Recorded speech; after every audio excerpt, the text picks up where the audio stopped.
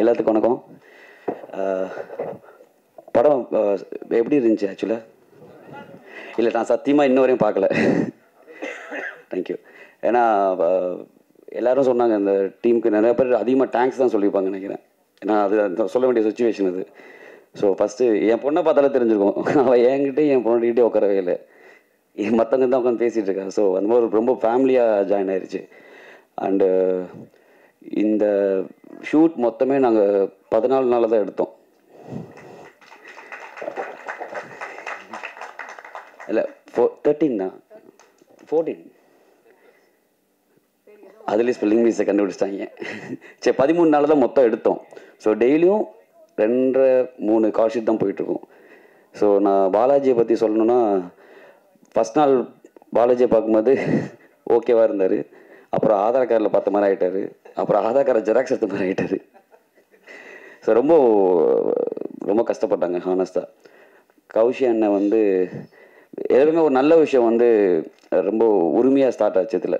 So நாங்கள் வந்து first மீட்டை ரொம்ப ஷாக்கிங்காக இருந்துச்சு எனக்கும் கௌஷி அண்ணனுக்கும். அப்புறம் வந்து ரொம்ப சப்போர்ட்டிவாக இருந்தாங்க. ஸோ இப்படி ஒரு ஸ்கிரிப்டை கொண்டு வந்து இதை வந்து காமிச்சது திவ்யான்னு என் ஃப்ரெண்டு ஒருத்தவங்க. ஸோ அவங்க என் ஒய்ஃபோட ஃப்ரெண்டு. ஸோ எல்லோரும் திவ்யான்னு சொன்னது போய் கேட்டிருப்பீங்க. ஸோ அவங்க இந்த ஸ்கிரிப்டை கொண்டு வந்து இதை கரெக்டாக இருக்கும்னு சொல்லி சூஸ் பண்ணி கொடுத்தாங்க. கௌசி சாருக்கும் எல்லாத்துக்குமே தெரிஞ்சவங்க. So thanks to all. அப்புறம் ஏன் அப்படி பார்க்குறீங்க? சுவாசம் வராது, இவ்வளோ பேசக்கூடாது. மியூசிக் டேரக்டர் நான் இன்னைக்கு தான் ஃபஸ்ட் டைம் பார்க்குறேன். ஆக்சுவலாக இங்கே இருக்கவங்க என்னென்ன பொசிஷன் இருக்காங்கன்னு எனக்கே இன்னைக்கு தான் தெரியும். நான் குப்புசாமன் தான் அதிகமாக பேசிட்டே இருப்பேன். அண்ணே பிரிச்சிட்டிங்கண்ணே, சூப்பர்ண்ணே, ஆகாண்ணே, ஓகண்ணே. அவர் ரொம்ப நான் லவ் பண்ண ஆரம்பிச்சிட்டேன் ஷூட்டப்பே. Thanks to all. நீங்கள் இப்போ பார்த்ததை நான் பார்க்கல, நான் ஆப்பில் தான் பார்க்கணும் ஒரு ஆசையோடு இருக்கேன். So need your support. தப்பாக இருந்தால் தைரியமாக சொல்லுங்கள், திருத்திக்கிறோம். அதுக்காண்டி நன்றி. இல்லை, போன ப்ரெஸ் மீட்டில் சொல்லுங்கள் சார். போலீஸாக பண்ணியிருந்தீங்க, நிறைய படம் போலீஸ் பண்ணுவீங்க, அவங்க அப்பா போலீஸ்ன்னு சொன்னீங்க.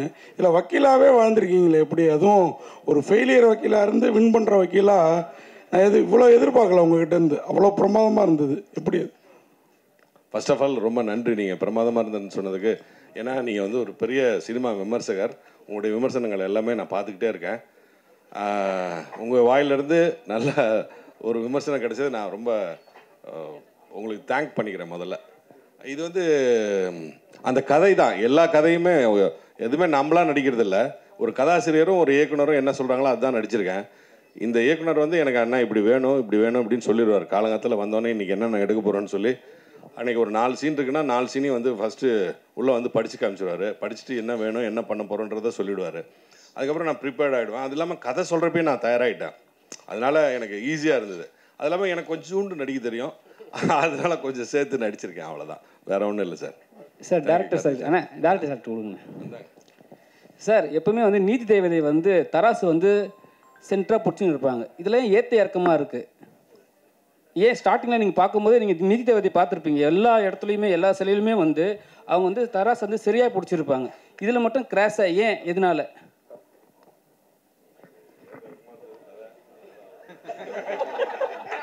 அப்படியே மைக்கில் சொல்கிறேங்கண்ணே.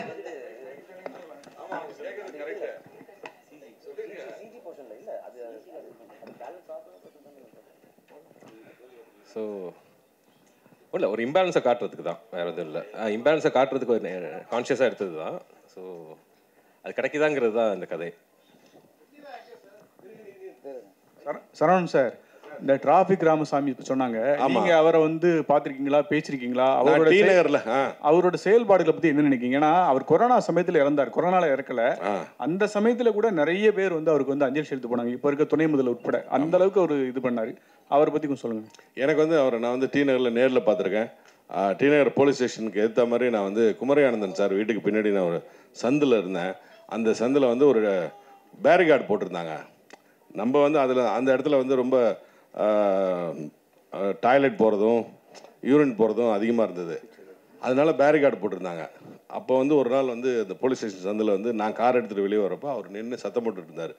அப்போ வந்து நான் சொன்னேன், ஐயா இந்த மாதிரி இங்கே இந்த மாதிரிலாம் போகிறதுனால தான் பேரிகேட் போட்டிருக்காங்க அப்படின்னு சொன்னேன். ஓஹோ அப்படின்னு கேட்டுட்டு அப்புறம் நீங்கள் யார் என்ன உங்களை பார்த்தோன்னா கூட்டம் வருதுன்னு என்ன கேட்டார். அப்போ தான் என்னை அவருக்கு தெரியும். அதனால் எனக்கு அவர் நேரடியாக பரிச்சயம். அவருடைய எல்லா நடவடிக்கையும் நான் பார்த்துருக்கேன். அவரை நான் வந்து இத்தனை வயசில் இப்படி போராடுறேன்னு நான் அவரை வந்து அதிசயமாக பார்த்துருக்கேன். அதனால் எனக்கு அவர் நெருங்கிய நான் பார்த்துருக்கேன். அதனால் எனக்கு வந்து அவரை பற்றி அத்தனை விஷயங்களும் தெரியும். சரவணன் சார், ஆமாம், ரொம்ப நாளுக்கு அப்புறம் கதையும் நாயகனாக நடிச்சிருக்கீங்க. அதில் வேற அப்பா வந்து உங்கள் அப்பா போலீஸ், ஆனால் போலீஸ்க்கு ஆப்போசிட்டாகவே ஒரு விஷயம் பண்ணுறீங்க. படம் ஸ்கிரிப்ட் சொல்லும் போது உங்களுக்கு என்ன தோணுச்சு? எனக்கு வந்து ஸ்கிரிப்ட் தோணுன்னா நடிக்கிறதுக்கான ஆப்பர்ச்சுனிட்டிஸ் நிறைய இருக்குது அப்படிங்கிறது மட்டும் எனக்கு தோணுச்சு. அதனால தான் நான் இந்த கதையை ஒத்துக்கிட்டேன். அதனால தான் நான் இந்த கதையில் நடித்தேன். அதுவும் கரெக்டாக நடந்திருக்கு.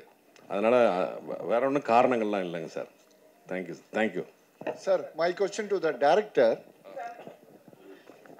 இப்போ ரீசெண்டாக அமேசான் பிரைம் வீடியோவில் கிரிமினல் ஜஸ்டிஸ்னு ஒரு இதே மாதிரி ஒரு court room drama Pankaj Tripathi அந்த ரோலில் பண்ணியிருந்தார். அதாவது வெளியில் உட்காந்து not very active the court room. So Saravanan சாரோட கேரக்டர் வந்து அதோட ஷேட்ஸ் கொஞ்சம் தென்பட்டுது. அதை நீங்கள் பார்த்துக்கிங்களா? அது ஒரு இன்ஸ்பிரேஷனாக எடுத்துட்டிங்களா? இல்லை, அது நான் பார்க்கல. அது இன்ஸ்பிரேஷன் இல்லை. ஒரு அண்டர்டாக் ஸ்டோரிக்கு வந்து நாங்கள் இன்னொரு ஸ்கிரிப்டாக எழுதுகிறப்ப ரிசர்ச்சில் கிடச்ச ஒரு லைனில் தான் ஒரு அண்டர்டாக் ஸ்டோரி. நோட்ரி பப்ளிக் வந்து எப்படி தான் லைஃப்பில் ஃபஸ்ட் கேஸை ஜெயிக்கிறாரு, என்ன ரீசன்காண்டி ஜெயிக்கிறாருன்னு அது ஜென்யூனாக அப்ரோச் பண்ணது தான், வேறு எதுவும் இல்லை. Congratulations to the team. I think this is your finger right here. First courtroom drama in Tamil, இல்லைங்களா? As a web series. As a web series, yes. இது வந்து the idea வந்து seems to have a lot of potential. இது வந்து this might just be the first episode. இன்னொரு விஷயம் I wanted to ask is that 20 minutes or so தான் ஒரு episode, I think. Was that a conscious decision because attention spans are coming down? No, conscious decision வந்து channel சொன்னது. அது அவங்களோட இதில் வந்து 20 minutes வச்சுக்கலாம் அப்படிங்கிறது. And the other thing is that இது வந்து will there be more parts to it because வந்து this idea seems to have potential. Can we expect sequels to this series? டெஃபினட்டாக எதிர்பார்க்கலாம். அது ரெஸ்பான்ஸை பொறுத்து ஆட்டோமேட்டிக்காக அதுவே நடக்கும்னு நினைக்கிறேன். ஆர்கானிக்காக ரெஸ்பான்ஸை பொறுத்து தான். டைரக்ட் சார், இது வந்து உண்மை கதையா? ஏன்னா ஏன் விலைமாது பெண்ணா கதாநாயகி அதாவது வெண்ணிலாவை கொண்டு வந்தீங்க? இது உண்மை கதை கிடையாது, இது கற்பனை கதை தான். விலைமகளை வந்து வெண்ணிலா கதாபாத்திரத்தை கொண்டு வந்தது வந்து நீதி எந்த அளவுக்கு கிடைக்கணுங்கிறதுக்கு எந்த டெப்த்துக்கு போகலாங்கிறத யோசிச்சப்ப யாருக்கா இருந்தாலும் நீதி கிடைக்கணும் அப்படிங்கிறதுக்காண்டி எழுதப்பட்ட ஒரு கதாபாத்திரம் தான் அது. சார், எல்லாருக்கும் டீமுக்கே வாழ்த்துக்கள். இதோ இங்கே சார் சார் டீமில் நடித்தவங்க எல்லாருக்குமே வாழ்த்துக்கள், இயக்குனருக்கும் வாழ்த்துக்கள். குறிப்பாக சொல்லலாம், சரவணன் சார் வந்து அந்த கிளைமேக்ஸில் வந்து அந்த சீன் இருக்கும் இல்லைங்க, அது உண்மையிலே யதார்த்தமாகவும் இருந்துச்சு, அவ்வளோ நல்ல ஒரு ஹார்ட் டச்சிங்காக இருந்துச்சு அந்த சீனு. அதே மாதிரி அந்த கதாநாயகியும் நடிச்சிருந்தாங்க. அப்புறம் அந்த லாஸ்ட்டில் இருக்கிற அந்த ஃபாதர் கேரக்டர் அவரை எல்லாமே நல்லா தான் பண்ணியிருந்தீங்க. அதில் சின்ன சின்ன விஷயம் ஒன்று கேட்கணும். அந்த ஜட்ஜஸ் 2 பேர் வராங்களே சார், அதில் ஒருத்தர் கண்ணாடி போட்டு கொஞ்சம் ஃபேராக இருந்தார். அவர் ரியலாகவே ஜட்ஜு இல்லைன்னா அட்வொகேட்டாக, ஏன்னா அவரோட பெர்ஃபார்மன்ஸ் வந்து எங்கேயுமே பிசிறு தட்டாமல் இருந்துச்சு. புரியுது, அவர் ஆர்டிஸ்ட் தான். எல்லாருமே ஆர்டிஸ்ட் தான். ஓகே, நெக்ஸ்ட் ஒரு இது சார். இப்போ வந்து என்னென்னா, இப்போ வண்டி 2 வீலரில் போனால் ஹெல்மெட் போடணும் அப்படின்ற ஒரு கட்டாயம் இருக்குது. அது வந்து ஸ்டாட்யூட்டரி வார்னிங் படத்துலலாம் போடணும் அப்படின்னு இருக்கு. But though it is not necessity for web series ஒரு அந்த மாதிரினா நீங்கள் போடலாம்ல அது மாதிரி. ஏன்னா அது ஒரு அவேர்னஸ் கிரியேட் பண்ணுறது நல்லாயிருக்கும். இல்லைன்னா வந்து கிராண்டட் ஃபார் இதுன்ற மாதிரி எடுத்துப்பாங்க எல்லாருமே. கண்டிப்பாக இனி வரும் காலங்களில் அந்த மாதிரி பண்ணிங்கன்னா நல்லா இருக்கும். Thank you.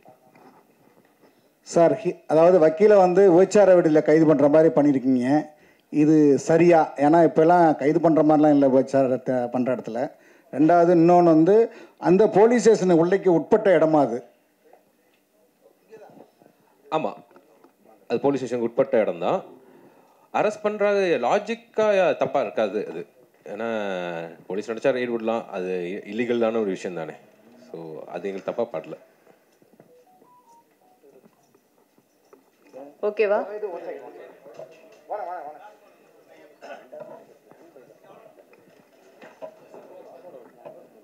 Hello, first question to Shanmugam alias Kuppusamy sir. இனிமேல் உங்களை குப்புசாமி தான் எல்லோரும் கூப்பிட போகிறாங்க, சேஞ்ச் ஆஃப் நேம் கொடுக்க வேண்டாம். ரியல் லைஃப்பில் நீங்கள் சில்ட்ரன் எவ்வளோ சில்ட்ரன் உங்களுக்கு இந்த பர்சனலி? எனக்கு 2 பசங்க, 1 பொண்ணு 1 பையன். அந்த எமோஷன்ஸ் வந்து ஒரு எனக்கு ஒரு டாட்டர்ஸு. இந்த ஒரு பொண்ணு நீங்கள் அந்த ஒரு சீன் ரொம்ப பியூட்டிஃபுல்லாக டோட்டலாகவே அவுட் ஸ்கோர் சொல்ல மாட்டேன், you scored in every frame. நீங்கள் தான் வந்து இது இந்த எபிசோட soul and life of the இது நீங்கள் தான். நீங்கள் இல்லைனா இதுவே இல்லை, எபிசோடே இல்லை. ரொம்ப நன்றிங்க சார். அந்த ரொம்ப டச்சிங்காக இருந்த சீன் வந்து நீங்கள் வந்து அப்பான்னு சொல்ல வருவீங்க அண்ட் ரொம்ப பியூட்டிஃபுல்லாக அவங்க ரியாக்ட் பண்ணுவாங்க. 1000 ரூபான்னு 1000 வாங்க நினைக்கிறேன். Sorry, I got the amount right but not the emotions wrong. ரொம்ப நல்லா பண்ணீங்க. Hats off to you. And இன்னும் ஒரே ஒரு question to Nambitha. Nambitha as a junior to senior artist like Saravanan sir, நிறைய நீங்கள் அண்டர் ப்ளே பண்ண வேண்டியது கேரக்டர்லேயும் சரி எமோஷன்ஸ்லேயும் சரி. பட் இந்த 2-3 சீன்ஸ் ஆனால் ரொம்ப நல்லா பண்ணீங்க. நீங்கள் அவுட் ஸ்கோர்னு சொல்ல மாட்டேன், டாமினேட்டும் பண்ணலை, கேரக்டர் அவசியமும் இல்லை. பட் ரொம்ப வந்து ஆப்டாக இவ்வளோ தான் பண்ணணும். And you're again the life of this. Thank you sir, thank you so much, thank you so much. எப்படி இருந்த எக்ஸ்பீரியன்ஸ் நாட் டு சாரி சார் சரவணன் சாரோட நடிச்சது? How was that experience? நான் அங்கே சொன்ன மாதிரி தான் சீனியர் ஆர்டிஸ்டாக ஒரு he didn't give off that energy at all. என்ன off camera and on camera ரொம்ப கம்ஃபர்டபுளாக வச்சுக்கிட்டாரு. எப்போ எனக்கு ஒரு செகண்ட் தாட் எப்போவுமே வரல நடிக்கும் போதோ இல்லை ஆஃப் கேமரா ஒரு பயமோ ஒரு நர்வஸ்னஸோ கொடுக்கவே இல்லை. And I think the credit goes to him. So ஓகேவா? நான் இந்த பொண்ணை வந்து நான் வந்து அதை பற்றி பேசல, நடிப்பை பற்றி எதுவும் பேசல. இவங்க வந்து பூஜையிலேருந்து ஒரு 2 நாள் பார்த்துட்டு இருந்தால் நடிச்சிட்டு இருந்தாங்க. கொஞ்சம் ஒரு நர்வஸாக இருந்த மாதிரி இருந்தாங்க. கூப்பிட்டு யார் என்ன பேர் எல்லாம் கேட்டுட்டு இருக்கும்போது அவங்க அப்பா யாருன்னு சொன்னாங்க. அவங்க அப்பா வந்து பானு பிரகாஷ்னு சொல்லி நம்ம தலைவாசல் படத்தில் நடிச்சிருப்பார். தலைவாசலில் நானும் நடிச்சிருக்கேன், செல்வாவும் நானும் நடிச்சிருக்கேன். அப்போத்துலேருந்து அவங்க அப்பா எனக்கு தெரியும். அவரோட பொண்ணுவாங்க அப்படின்னு சொல்லிட்டு நான் அவங்கள்ட்ட பேச ஆரம்பித்த பிறகு அதுக்கப்புறம் நாங்கள் 2 பேரும் கொஞ்சம் நேரம் இன்ட்ராக்ட் பண்ணிட்டு இருந்தோம். அப்போது வந்து அதுக்கப்புறம் 3rd டேலேருந்து அவங்க வந்து அழகாக, ரொம்ப அழகாக இந்த பாந்தமாக அவர் சொன்ன மாதிரி அந்த கதைக்கு என்ன நியாயமோ அதை செஞ்சுருக்காங்க. நீங்கள் இன்னும் நிறைய படங்கள் நடிக்கணுமா? வாழ்த்துக்கள்ப்பா, என்னுடைய வாழ்த்துக்கள். சொல்லுங்க சார்.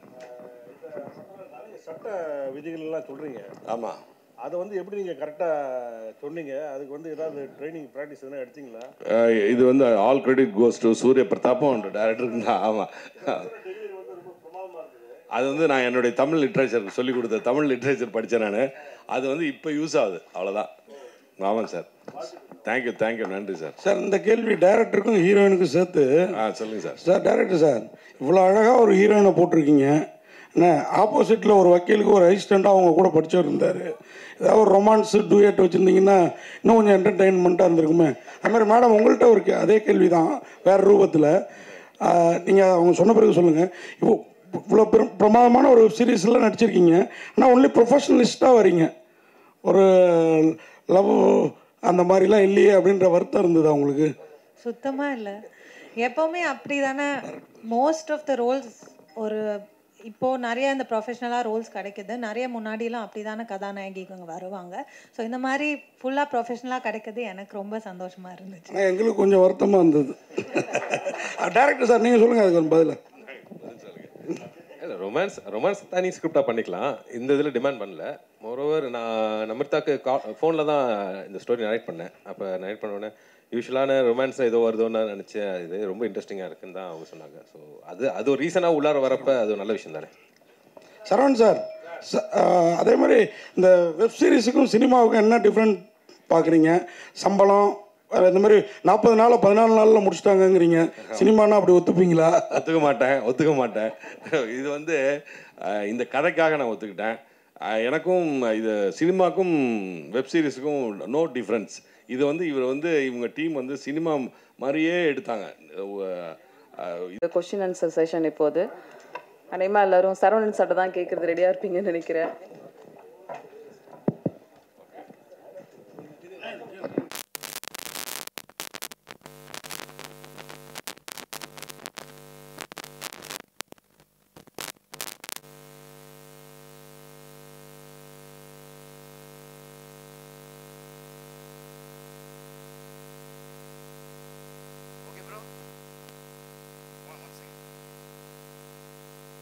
இது வெப் சீரிஸ் மாதிரி அவங்க எடுக்கவே இல்லை.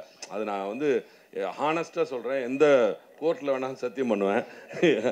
அதனால இது வந்து வெப் சீரிஸ் மாதிரியே இருக்கு. ஷூட்டிங் அப்போ இல்லை.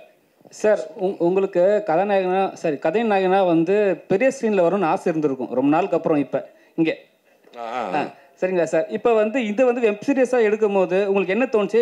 படம் நல்லாவும் இருக்குது, ரொம்ப ஷார்ட்டாகவும் இருக்குது. ஸோ இதை ரிலீஸ் பண்ணலாமே படம் தேட்டரில் கூட சொல்லிட்டு உங்களுக்கு யோசனை வந்துதா சார்? நான் ஏற்கனவே கேட்டேன், நான் கௌசிக் சார்னே சொல்கிறேன், சார் எப்படியாவது தேட்டருக்கு கொண்டு வாங்க சார். நான் அதெல்லாம் சான்ஸே இல்லை சார், அவர் ஃபஸ்ட்டே சொல்லிட்டாரு.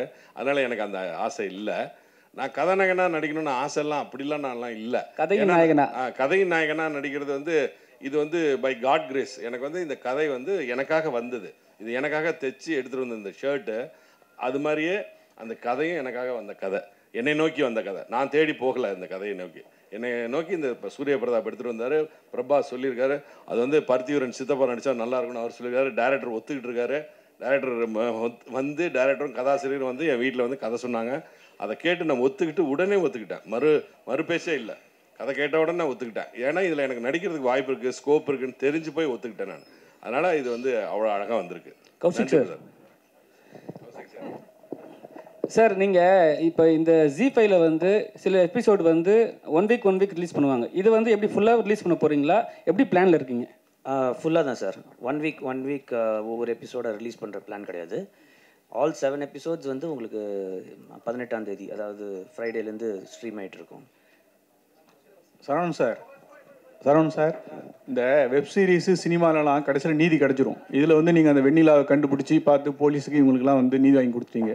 நிஜ வாழ்க்கை நிஜ இதில் நிறைய லாக்அப் டெத் நடக்கு. சாத்தாங்குளம் சம்பவம், தூத்துக்குடி மற்றது, அப்புறம் வந்து திருப்போணம், இது அண்ணாமலை யூனிவர்சிட்டியில் கூட நிறைய நடந்தது. அந்த பையன் கூட வெளியே வந்துட்டான். அதை பற்றி என்ன நினைக்கிங்க? போலீஸு சட்ட நீதிலாம் சாதாரண மக்களுக்கு வந்து கரெக்டாக கிடைக்குதா? நம்ம நாட்டில் இன்னும் எப்படி இருக்குது? தாமதமாக கிடைக்குங்க, தாமதமாக கிடைக்கும். எனக்கே இன்னும் 2-3 நீதி கோர்ட்டில் என் கேஸே இருக்குது. எனக்கும் இன்னும் நீதி கிடைக்கல. நான் 5 வருஷமாக கோர்ட்டில் போட்டிருக்கேன், அது இன்னும் கிடைக்கல. இது படத்துக்காக ஓப்பனிங் சீனில் நீதி இல்லை, லாஸ்ட் சீனில் நீதி வந்துடுச்சுன்றது தான் கதை. அதனால் படத்துக்கும் ரியல் லைஃபுக்கும் நிறைய டிஃப்ரென்ஸ் இருக்குது. அதில் வந்து கோர்ட்டில் வந்து கணக்கில் அடங்காத கேஸ் இருக்குன்றதை முதல்ல நம்ம தெரிஞ்சுக்கணும். அந்த கேஸ் ஃபைலு எங்கே வருது, இந்த வாரம் வருமா அடுத்த வாரம் வருமானதே நமக்கு தெரியாது. அதுக்கு ஒரு டேட் வைப்பாங்க. இதை எடுத்து மேலே வச்சுக்கிட்டே வர்றப்போ தான் தெரியும் இது இத்தனாம் தேதி வரப்போகுதுன்னு. அப்படி வந்து காலதாமதங்கள் சர்வசாதாரணமாக ஏற்படும். அதனால் தாமதமாக தான் நீதி கிடைக்கும். நீதி மட்டும் மறுக்கப்படவே படாது, கண்டிப்பாக நீதி கிடைக்கும். அது கொஞ்சம் தாமதமாகும், அவ்வளோதான். தேங்க்யூ, நன்றி. இப்போது ஒரு குரூப் ஃபோட்டோ. சட்டம் நீதியும் மக்களுக்கு தேவையான படம் மக்களிடம் கொண்டு போய் சேர்க்க வேண்டும் என்ற நம்பிக்கையோடு